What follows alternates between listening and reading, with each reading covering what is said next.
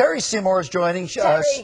Terry, you were backstage last night through all the drama, the emotion, the tears, the anger. Have you ever seen it? Like, not even on American Idol have you seen it like this crazy. I thought we had enough drama last week, and then last night. Kids. I mean, the moment when she collapsed, when she fell to her knees, there was like, you really realised. All right, now a lot of people are angry with Nicole because she didn't make a pick. So you talked to her about that. I did. I spoke to Nicole backstage. She was very upset. Yeah, Nicole was crying too. Upset. Nicole was literally in a dressing room for an hour and a half crying, and Rachel was the only person that could calm her down. All right, let's take a look. You talked to Nicole. How are you feeling now? I took like the past hour and I cried my eyes out, and then Rachel came to visit me, and she consoled me. I love it. She's going home and she's consoling you. Like my little Shirley Temple angel, and I feel better, and she knows how much I adore and believe in her, and I didn't send her home, but I know that she's going to be fine. And you said it, you know, as you've been there, you've been through that, that's why you put it to deadlock. Did you ever imagine it would end the way it did? No, I didn't. I mean, it's anybody's game, but the probability, you know, Marcus is in the bottom two twice already, and Rachel's never been in the bottom two, so I think it came a little bit of a surprise to us, but I didn't want to see either of them go home, you know.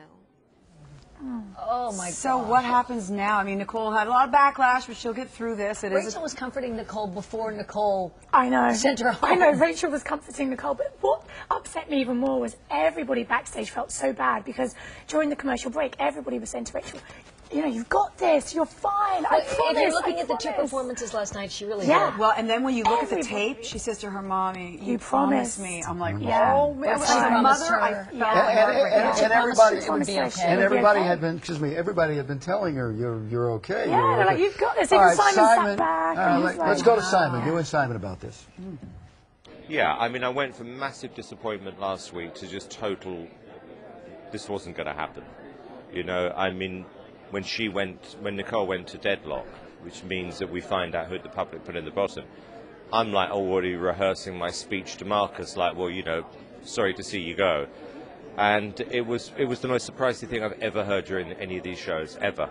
Yeah, you literally sat back in your chair and relaxed for a second. I did. We were through. And I think the two most surprised people in the room were Rachel and Nicole.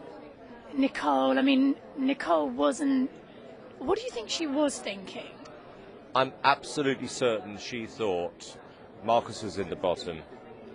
She had an attachment to him. She probably wanted Marcus to go with dignity. And I watched her reaction as well as Rachel's. I mean, the two of them were both in the same place, trust me. Oh, so he has sympathy towards Nicole. He's not upset with her. Nicole, I think Nicole's championed Marcus, you know, for a long time. She's really supported him. So she, like Simon said, she wanted him to go home with dignity.